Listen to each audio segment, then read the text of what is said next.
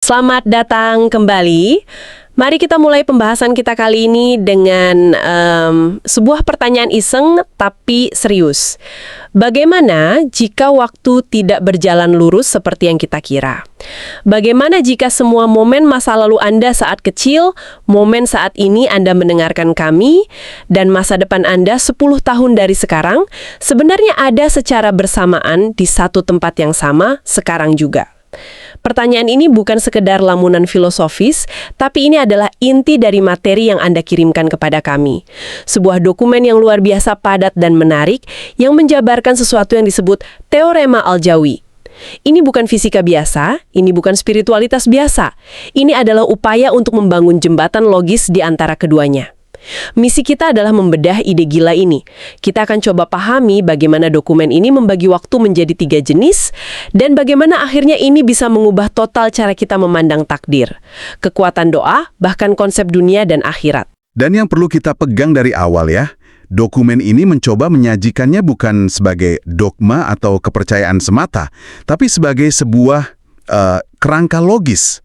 Ada definisi, ada asumsi dasar yang disebut aksioma, lalu ada pembuktian. Tujuannya adalah mengajak kita berpikir bagaimana jika struktur realitas itu seperti ini. Ini seperti sebuah peta alternatif tentang kenyataan. Dan tugas kita adalah melihat apakah peta ini masuk akal dan kemana ia akan membawa kita. Oke, peta alternatif, saya suka itu. Mari kita buka petanya. Fondasi dari semua ini ada di awal, di mana dokumen ini bilang kita perlu melihat realitas lewat 3 lensa atau 3 domain. Yang pertama, T1, atau waktu materi. Yang ini gampang, ini waktu yang bikin saya sering telat rapat. Lurus, kejam, tidak bisa diulang, dan terus maju. Jam di pergelangan tangan kita, kalender di dinding, itu semua T1, waktu yang bisa diukur. Betul, itu waktu dalam kerangka fisika klasik, dunianya Isaac Newton. Sangat teratur, bisa diprediksi. 1 detik di sini sama dengan 1 detik di belahan dunia lain. Tapi kemudian pemahaman kita berevolusi, dan disitulah lensa kedua masuk, yaitu T2, waktu, energi, atau ruh. Ini adalah waktunya Einstein. Nah, ini yang mulai sedikit aneh. Waktu jadi lentur kan? Kalau saya naik roket mendekati kecepatan cahaya, waktu buat saya berjalan lebih lambat dibanding waktu Anda yang di bumi. Jadi saat saya kembali, saya lebih muda dari Anda. Benar begitu konsepnya? Tepat sekali. Waktu tidak lagi absolut. Ia menjadi relatif, tergantung kecepatan dan gravitasi. Tapi, ada satu hal yang sangat penting. Meskipun lentur, di T2 ini, waktu tetap punya arah. Panah waktu tetap menunjuk ke depan. Penyebab masih selalu mendahului akibat. Anda tidak akan melihat gelas pecah dulu, baru kemudian jatuh dari meja. Urutannya masih sakral. Oke, jadi T1 itu rel kereta yang lurus. T2 itu rel kereta yang bisa melengkang-lengkung tapi tetap satu jalur maju. Nah, disinilah saya mulai garuk-garuk kepala saat membacanya. Ada domain ketiga yang disebut C, yaitu medan kesadaran. Dokumen ini bilang C ini sama sekali beda. Ini bukan waktu, ini bukan rel kereta lagi. Lalu ini apa? Ini lompatan konseptualnya. Bayangkan, C ini bukan relnya, tapi cetak biru atau blueprint dari seluruh jaringan rel kereta itu. Di dalam blueprint itu, stasiun awal, semua tikungan, dan stasiun akhir, semuanya sudah tergambar utuh dalam satu lembar kertas. C adalah sebuah medan, tempat seluruh konfigurasi realitas, semua peristiwa dari awal sampai akhir, direpresentasikan secara simultan. Wow, oke. Cetak biru. Saya coba pegang analogi itu. Tapi apa yang menghubungkan kita, pengalaman kita yang sepotong-potong ini, dengan cetak biru raksasa itu? Nah, disinilah klaim paling berani dari dokumen ini muncul. Dikatakan ada hubungan fungsional antara kesadaran C dengan realitas energi atau peristiwa E. Tidak perlu pusing dengan rumusnya. Tapi ada satu detail kuncinya. Hubungan ini katanya tidak dibatasi oleh kecepatan cahaya. Di dunia fisika T1 dan T2, kecepatan cahaya adalah batas absolut. Tidak ada informasi yang bisa melaju lebih cepat. Dengan mengatakan kesadaran melampaui batas itu, teorema ini menyiratkan bahwa kesadaran bisa terhubung atau mengetahui bagian manapun dari cetak biru realitas itu secara instan. Tidak ada jeda waktu, tidak ada jarak. Tunggu, itu artinya secara teori kesadaran punya akses keseluruhan gambar, tidak hanya pada satu titik di mana kita berada sekarang. Itu implikasinya besar sekali. Dan sepertinya ini jadi kunci untuk memahami bagian selanjutnya, yaitu tentang bagaimana peristiwa itu sendiri bekerja. Tepat. Karena cara kita mengalami peristiwa sangat berbeda dengan cara peristiwa itu ada di dalam medan kesadaran. Oke, mari kita masuk ke sana. Di dunia kita, di T1 dan T2, saya paham. Peristiwa itu seperti rangkaian domino yang jatuh. Domino pertama jatuh, menimpa domino kedua, lalu ketiga, dan seterusnya. Ada urutan sebab akibat yang jelas. Itulah yang disebut aksioma 1 dalam dokumen ini kan? Pengalaman kita adalah urutan E1, E2, E3. Sarapan, lalu kerja, lalu makan siang. Tidak bisa dibalik. Analogi domino itu sempurna. Urutan adalah segalanya. Anda tidak bisa memahami cerita hidup Anda jika babnya diacak. Itulah realitas yang kita proyeksikan dan alami sehari-hari. Tapi, di medan kesadaran C, katanya aturannya beda topal. Aksioma 2 bilang, di sana peristiwa itu bukan lagi barisan domino yang jatuh, melainkan semua domino berdiri bersamaan dalam satu pola yang utuh. Tidak ada yang jatuh, tidak ada sebelum dan sesudah. Apa saya menangkapnya dengan benar? Anda menangkapnya dengan sangat presisi. Jika kita pakai analogi lain dari dokumen itu, pengalaman kita di T1 atau T2 adalah seperti menonton film, adegan per adegan secara berurutan. Kita tertawa, kita tegang, kita menangis, seiring alur cerita berjalan. Tapi di C, realitas itu bukan lagi film yang sedang diputar, melainkan poster filmnya. Di poster itu, sang pahlawan, musuh bebuyutannya, ledakan di latar belakang, adegan romantisnya, semua elemen kunci cerita itu ada di sana. Dalam satu gambar utuh, secara bersamaan. Poster film. Oke, itu membantu sekali. Jadi di level C, yang penting bukan alur ceritanya, tapi gambaran utuh maknanya. Karena di poster itu tidak ada perubahan atau gerakan, maka konsep waktu untuk mengukur perubahan itu jadi tidak relevan. Begitu logikanya. Persis. Waktu adalah ukuran perubahan.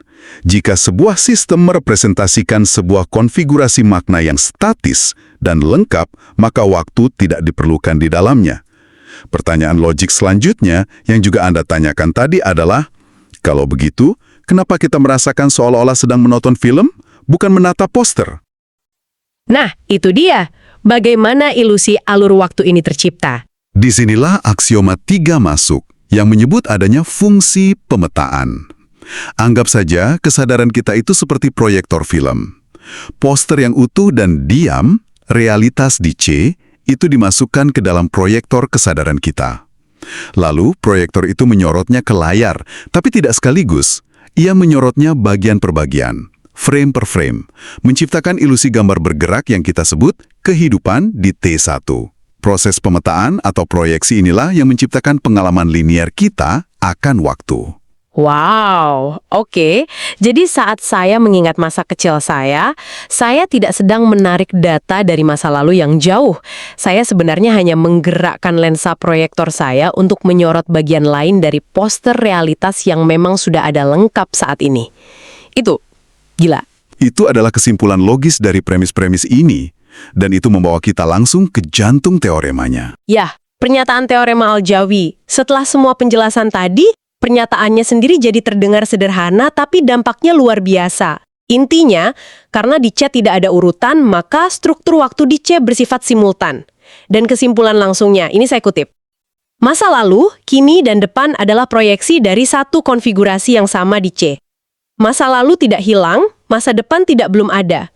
Semuanya adalah bagian dari struktur yang sudah eksis secara utuh. Untuk memahami kata proyeksi itu, analogi patung 3 dimensi di dokumen ini sangat membantu. Bayangkan realitas utuh di C itu adalah sebuah patung 3 dimensi yang rumit. Sekarang, Anda ambil senter dan menyinarinya dari sisi kiri. Bayangan yang muncul di dinding akan terlihat seperti siluet A, mungkin gambar profil wajah. Itulah masa lalu. Lalu Anda pindahkan senter ke depan patung. Bayangan di dinding berubah total, menjadi siluet B, mungkin gambar wajah dari depan. Itulah kini. Anda geser lagi senternya, muncul siluet C, itulah masa depan. Bayangannya berbeda-beda, terasa terpisah, tapi semuanya berasal dari satu objek 3 dimensi yang sama, yang tidak berubah, dan ada di sana secara utuh. Pengalaman kita adalah melihat satu bayangan pada satu waktu. Elegan, Dan jujur saja, bikin pusing. Tapi yang paling penting kan, so what? Apa efeknya buat kita? Untungnya, dokumen ini tidak berhenti di situ. Ada 3 implikasi praktis atau korolari yang intinya adalah lalu gimana dong efeknya buat hidup kita? Mari kita bedah satu-satu. Yang pertama, tentang takdir. Ini langsung mengubah segalanya. Korolari 1 mengatakan, takdir adalah konfigurasi E di C, bukan lintasan tunggal di T1. Biasanya kan kita berpikir takdir itu seperti jalan setapak yang sudah digariskan di hutan. Kita harus berjalan di situ, tidak bisa kemana-mana lagi. Tapi pernyataan ini bilang, takdir itu bukan jalan setapaknya, tapi seluruh hutan itu sendiri dengan semua kemungkinan jalannya. Begitu. Analogi yang sangat bagus. Atau bayangkan takdir itu seperti Google Maps saat Anda memasukkan tujuan. Google Maps tidak hanya menunjukkan satu rute bilu. Ia menunjukkan rute utama, tapi juga beberapa rute alternatif berwarna abu-abu. Mungkin ada yang lebih cepat tapi lewat tol, ada yang lebih lambat tapi pemandangannya indah. Nah, pandangan konvensional tentang takdir adalah kita hanya bisa melihat satu rute biru itu. Teorema ini mengatakan, takdir yang sesungguhnya adalah keseluruhan tampilan peta dengan semua kemungkinan rute yang sudah ada secara bersamaan. Pengalaman hidup kita adalah proses kita mengemudi di salah satu rute tersebut. Ini jauh lebih memberdayakan karena menyeratkan adanya pilihan. Dan ini langsung nyambung ke implikasi kedua yang membuat saya paling penasaran, tentang doa dan niat. Dikatakan di sini, doa atau niat sama dengan operasi penyelarasan yang memilih proyeksi lintasan dari E ke T1. Ini terdengar sangat teknis. Maksudnya apa? Jika kita lanjut dengan analogi Google Maps tadi, ini jadi mudah dipahami. Jika takdir adalah peta dengan semua kemungkinan rute, maka doa atau niat adalah tindakan Anda mengetuk salah satu rute alternatif yang abu-abu dan membuatnya menjadi rute biru yang aktif Anda jalani. Ini bukan lagi tindakan meminta pada Google untuk membuatkan jalan baru yang tidak ada di peta. Bukan. Ini adalah tindakan memilih dari jalan-jalan yang memang sudah ada sebagai potensi. Jadi doa itu bukan permohonan pasif. Tolong semoga saya dapat pekerjaan, tapi lebih seperti tindakan aktif menyetel kesadaran kita. Semacam mengkalibrasi GPS batin kita untuk mengunci tujuan, saya akan mendapatkan pekerjaan itu, dan kemudian menarik jalur realitas yang mengarah ke sana, dari semua kemungkinan yang ada. Tepat. Ini memposisikan doa dan niat sebagai mekanisme kausal, sebuah tindakan penyetelan atau penyelarasan. Seperti memutar knop radio untuk mencari frekuensi stasiun yang jernih. Semua frekuensi itu sudah ada di udara secara bersamaan. Niat kita adalah tindakan memutar knop itu untuk menangkap siaran realitas yang kita inginkan dari lautan potensi di C. Dinamikanya berubah dari meminta menjadi memilih dan menyelaraskan diri. Itu perubahan paradigma yang luar biasa. Oke, implikasi yang ketiga mungkin yang paling radikal dan akan menantang banyak keyakinan. Ini tentang konsep dunia dan akhirat.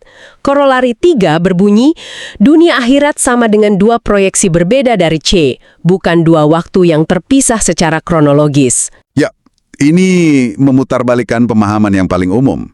Biasanya kita berpikir ada urutan waktu yang jelas. Kita hidup di dunia sekarang, lalu kita mati. Lalu setelah itu kita masuk ke alam akhirat. Ada sekarang dan ada nanti. Tapi teorema ini bilang bukan begitu. Ini bilang dunia dan akhirat itu bukan 2 stasiun kereta yang berurutan, tapi lebih seperti 2 saluran TV yang berbeda dari realitas yang sama. Tunggu sebentar. Kalau ini benar, berarti surga dan neraka itu bukan tempat nanti, tapi lebih seperti frekuensi yang sudah ada di sini, sekarang juga. Hanya saja kita sedang tidak menyetel ke frekuensi itu. Itu mengubah segalanya. Itu adalah implikasi logisnya. Dunia dan akhirat dalam kerangka ini adalah 2 proyeksi yang berbeda, 2 cara pandang yang berbeda terhadap satu realitas fundamental yang sama, yaitu C. Keduanya bisa jadi ada secara bersamaan, berdampingan. Hanya saja, kesadaran kita saat ini sedang terkalibrasi untuk mengalami proyeksi dunia. Pengalaman proyeksi akhirat mungkin memerlukan kalibrasi atau pergeseran kesadaran yang berbeda, bukan perjalanan melintasi waktu setelah kematian. Ini sebuah ide yang sangat mendalam. Baik, saya perlu waktu sebentar untuk mencerna ini. Seluruh konsep kita tentang hidup, doa, dan kematian, semuanya diputar balikan dalam beberapa menit. Jadi, mari kita rangkum perjalanan gila kita ini. Kita mulai dari waktu yang kita kenal. Waktu jam dinding yang lurus, T1, dan waktu Einstein yang lentur, T2. Lalu kita melompat ke konsep cetak biru realitas di medan kesadaran C, di mana semuanya, masa lalu, kini, depan, ada secara bersamaan seperti gambar di sebuah poster. Dari sana, kita melihat 3 efek besarnya bagi kita. Pertama, takdir bukanlah jalan setapak, melainkan sebuah peta raksasa berisi semua kemungkinan jalan. Kedua, doa dan niat kita bukan permintaan, tapi tindakan aktif memilih jalan mana di peta itu yang mau kita lalui. Dan ketiga, yang paling mengejutkan, dunia dan akhirat mungkin bukanlah 2 era yang berurutan, melainkan 2 frekuensi atau 2 proyeksi berbeda dari satu realitas utuh yang sama, yang ada sekarang juga. Jadi, apa artinya semua ini jika kita coba simpulkan? Jika kita menerima kerangka berpikir ini, setidaknya sebagai sebuah model untuk dijelajahi, maka pengalaman kita sehari-hari menjadi sesuatu yang jauh lebih ajaib. Perasaan kita bahwa waktu terus bergerak maju sebenarnya adalah sebuah proses berkelanjutan, di mana kesadaran kita bertindak sebagai penerjemah. Ia menerjemahkan sebuah realitas multidimensional yang statis dan simultan menjadi sebuah cerita linier yang bisa kita pahami dan alami. Kita adalah proyektor sekaligus penonton dari film kehidupan kita sendiri yang posternya sudah ada secara lengkap di medan C. Dan sebagai penutup, saya ingin meninggalkan Anda dengan satu pertanyaan yang muncul langsung dari pembahasan kita. Teorema ini menyatakan bahwa doa atau niat adalah operasi penyelarasan untuk memilih satu lintasan dari sekian banyak kemungkinan di medan C, seperti memilih satu rute di meta Google Maps. Pertanyaannya adalah, apa yang terjadi pada semua rute alternatif lain yang tidak kita pilih? Apakah jalan-jalan itu tetap ada sebagai realitas lain yang tak terwujud, potensi yang tidak aktif? Ataukah jalan-jalan itu lenyap saja saat pilihan kita dibuat? Dan mungkinkah ada versi lain dari diri kita yang sedang berjalan di rute-rute itu?